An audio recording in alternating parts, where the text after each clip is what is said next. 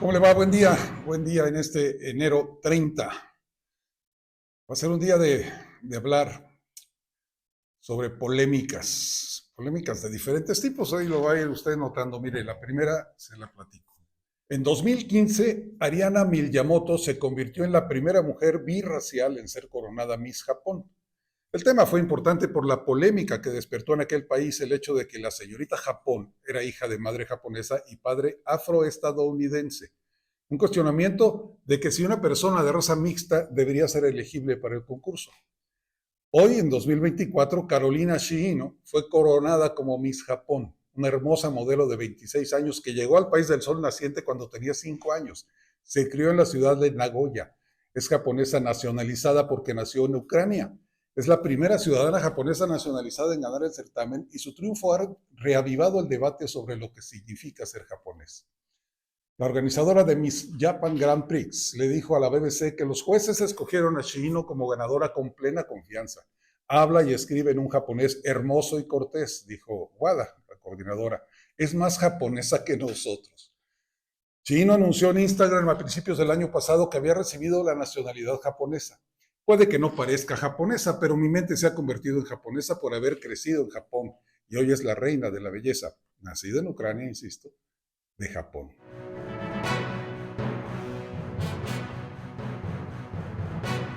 Otra nota polémica, más de 40,000 aficionados llenaron los tendidos de la Plaza México.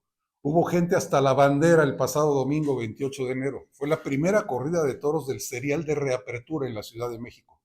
Los mexicanos Joselito Adame y Diego Silvetti, más el peruano Andrés Roca Rey, no obtuvieron trofeos. Roca Rey de plano dejó ir un toro vivo tras recibir los 3 avisos. Las reses de Tequisquiapan fueron descastadas y justas de trapío en general. Una corrida que inició a la hora prevista en la tradición y terminó luego de un paseo a los toreros. Pero la polémica continúa. Y es que tenía la Plaza México, la más grande en su tipo, más de un año y medio en activo por una orden judicial. Las corridas en esa plaza de la Ciudad de México estaban suspendidas desde mayo de 2022 y llegó la resolución de la segunda sala de la Suprema Corte de Justicia de la Nación que desechó el amparo que impedía las corridas de toros en la Plaza México. Una plaza que se inauguró el 5 de febrero de 1946. En aquel momento se convirtió en la plaza de toros más grande del mundo. Una tarde inaugural en la que participaron Luis Castro, el soldado, Manuel Rodríguez Manolete y Luis Procuna. El primer toro lidiado en la considerada Catedral del Toreo en México llevó por nombre Jardinero. Y el domingo pasado, mientras 40,000 personas disfrutaban de la fiesta brava, hasta la plaza ubicada en Augusto Rodín 130 de la colonia Nochebuena, en la alcaldía Benito Juárez de la Ciudad de México, llegaron también activistas que están en contra de esta práctica en donde se matan animales por diversión, de acuerdo a su argumento. Así que la polémica continuará más brava en redes sociales que en los juzgados, pero por lo pronto ya se preparan los carteles de aniversario. El próximo 5 de febrero, la plaza cumplirá 78 años de haber sido inaugurada.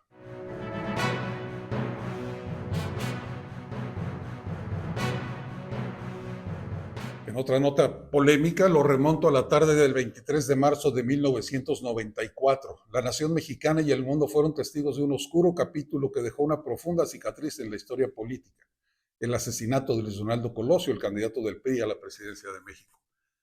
Aquella tarde Colosio se encontraba en un mitin en Lomas Taurinas, una colonia popular de Tijuana, y desde entonces un joven de 24 años, Mario Augusto Martínez, se convirtió en protagonista de este magnicidio que marcaría a la nación.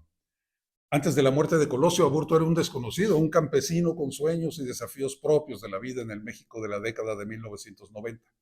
Sin embargo, su presunta participación en el asesinato de Colosio lo catapultó a la escena nacional como un personaje enigmático y en el centro de intensas controversias. Durante el proceso judicial, hace 30 años, Aburto afirmó ser el único responsable del homicidio, pero sus declaraciones y el manejo del caso dieron pie a numerosas teorías conspirativas y dudas sobre la verdad detrás de los hechos. El asunto siempre ha estado plagado de incertidumbre y especulación, con muchas voces cuestionando la versión oficial y demandando una revisión más exhaustiva de lo sucedido.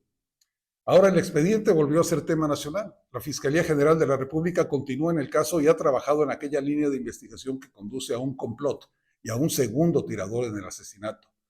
Esta semana, la Fiscalía acusó ante un juez a Jorge Antonio Sánchez Ortega, un exintegrante del CISEN, el órgano de inteligencia del gobierno que en marzo de 1994 estaba asignado al equipo de seguridad del candidato Colosio. Pero también esta nueva investigación implica en el caso a Genaro García Luna, que entonces era subdirector operativo en el CISEN y hoy está acusado de narcotráfico en Estados Unidos. De acuerdo con esta línea de investigación, la teoría de que Mario Aburto, el asesino confeso, actuó en solitario queda desechada. La Fiscalía General de la República sostiene que las pruebas presentadas en contra de Sánchez Ortega demuestran su presencia en el lugar del homicidio en el mismo momento del crimen, cuando hubo una diferencia de segundos entre ambos disparos. Un análisis de sangre muestra que en la ropa tenía sangre de Colosio, aun cuando el exagente del CISEN no participó en su traslado al médico tras el atentado. Y hay pruebas de rodizonato que señalan que Sánchez Ortega disparó un arma, además de un gran número de testimonios que afirman que huyó del lugar del crimen. La Fiscalía sostiene que García Luna encubrió al atacante y luego maniobró para sacarlo de Tijuana de manera urgente y subrepticia. Sin embargo, el juez Alberto Chávez Hernández rechazó los nuevos alegatos de la Fiscalía y no vinculó a los acusados, a Jorge Antonio Sánchez Ortega y a Genaro García Luna, a proceso. La Fiscalía General de la República ha advertido de que apelará la decisión del juez. Para los críticos del gobierno de López Obrador, la reapertura de la investigación en estos días en pleno proceso electoral tiene un objetivo político. El hijo de Luis Donaldo, actualmente alcalde de Monterrey y precandidato al Senado de la República, se pronunció al respecto y pidió el indulto para Mario Aburto. El presidente, o apelando pues a la compasión del presidente, yo diría que mejor indulte a Mario Aburto, que lo indulte, que ponga un carpetazo final a este asunto, que permita que tanto mi familia como México sanemos, que iniciemos un camino hacia la reconciliación a través del perdón, pero sobre todo a través del respeto, a dejar esto pues en manos de otra justicia, porque la justicia mexicana pues quedó a deber en su momento y hoy lo que queremos es pues vuelta a la página. Démosle vuelta a la página, pide Luis Donaldo Colosio Riojas.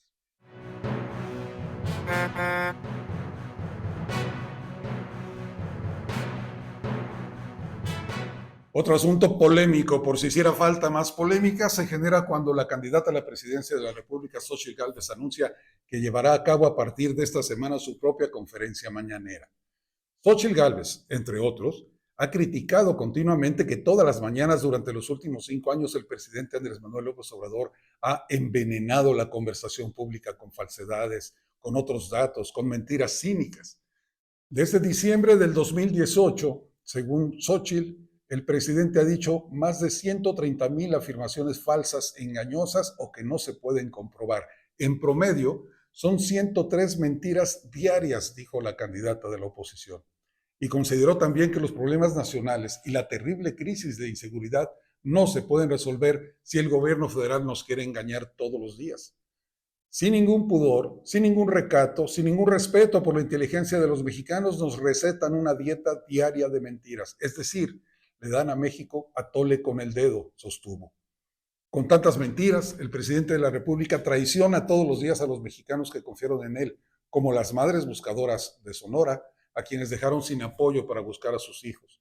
Traicionó a los productores de limón y aguacate en Michoacán, que pagan extorsiones al crimen organizado. Abandonó a las niñas y niños de Guerrero que tienen que aprender a usar armas de fuego para defenderse de los delincuentes. Gálvez Ruiz dejó en claro que una de las grandes mentiras que repite el mandatario todos los días es que México está mejor que nunca, pese a que este sexenio está considerado como el más violento en la historia del país. Y ahora, para decir la verdad sobre México, Xóchitl inició el mismo ejercicio, una conferencia mañanera. Y en la primera, que se llevó a cabo ayer, la candidata alzó la voz para hablar de la realidad que afecta al país en temas como la inseguridad, el asesinato a candidatos de oposición, la corrupción del gobierno actual, la pobreza, la migración.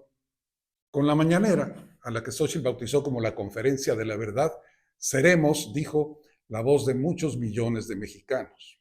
Vamos a hacer la voz de muchos millones de mexicanos que hoy no son escuchados, que les han cerrado la puerta en Palacio Nacional y por eso este ejercicio. Bienvenidas todas y todos a este ejercicio de comunicación para defender la verdad, el cual se realizará 3 veces a la semana, a las 10 de la mañana y solamente será en periodo de intercampaña. Así que por si no tienen mucho que hacer por la mañana, a las 7, la mañanera de López, y a las 10, la mañanera de Gálvez.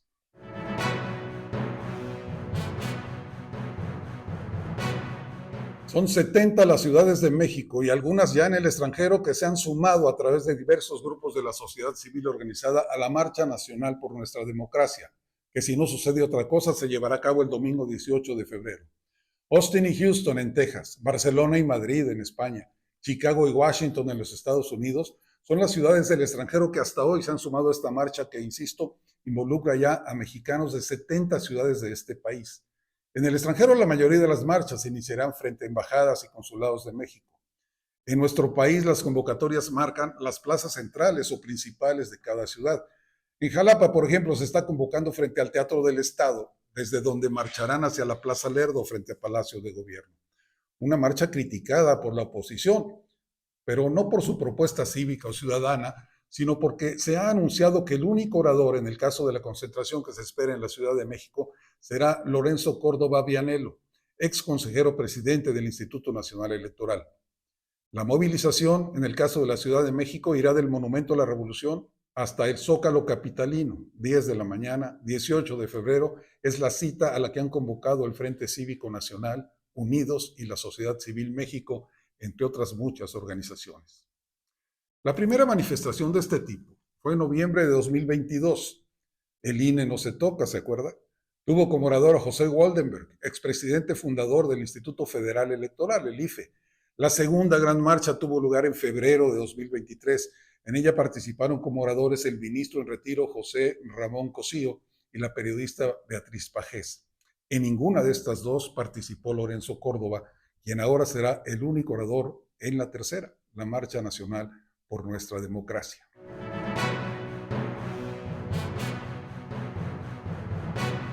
En su cuenta de X, la candidata de Morena a la presidencia de la República, Claudia Sheinbaum, presumió una fotografía con Cuauhtémoc Cárdenas y sus hijos Camila, Lázaro y Cuauhtémoc, en lo que se identifica como un esfuerzo por acercarse al fundador del PRD, el Partido de la Revolución Democrática, y afianzar relaciones con la izquierda mexicana a escasos 5 meses de las elecciones federales. A la candidata le dio mucho gusto visitar al ingeniero, con el que sostuvo una gran conversación, dice, sobre la problemática del país, acompañada de algunas anécdotas, según destacó la morenista en su cuenta oficial de X.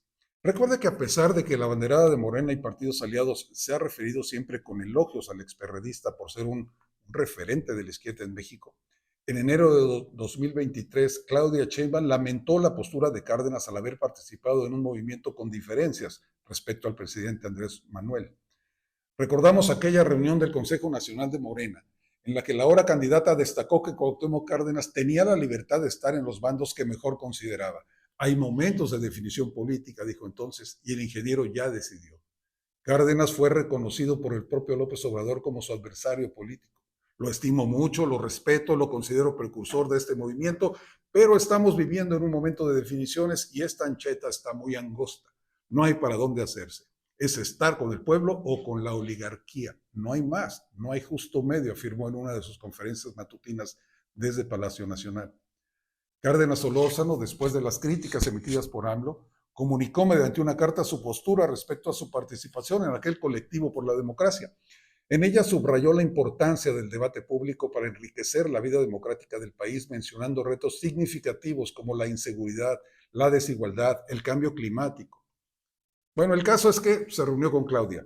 Estuvieron en la reunión los 3 hijos de Cuauhtémoc y la foto que siempre ayuda en estos casos de campañas y proselitismo fue publicada por la candidata en su cuenta de X.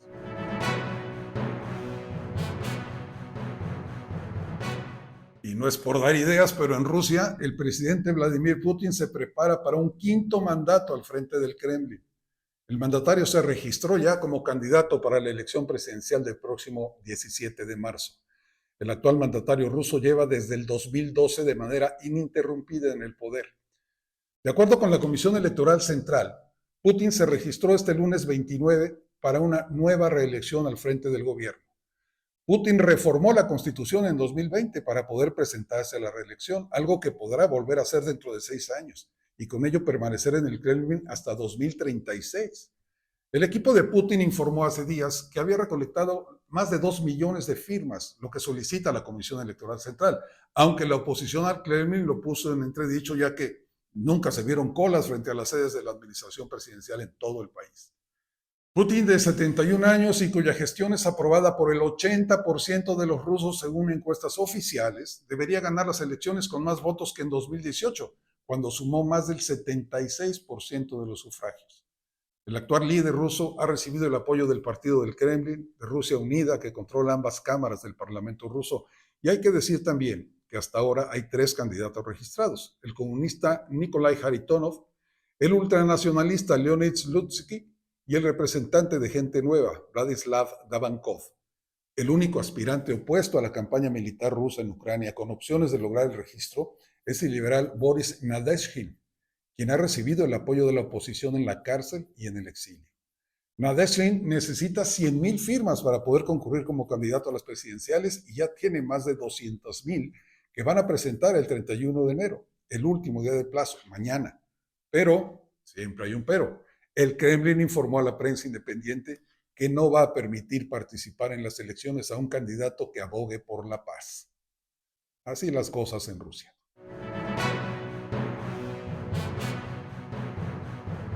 Bueno, aquí lo dejamos. Le mando un abrazo virtual. Le agradezco que sea parte de un nuevo objetivo cumplido por parte de Scopeo Digital.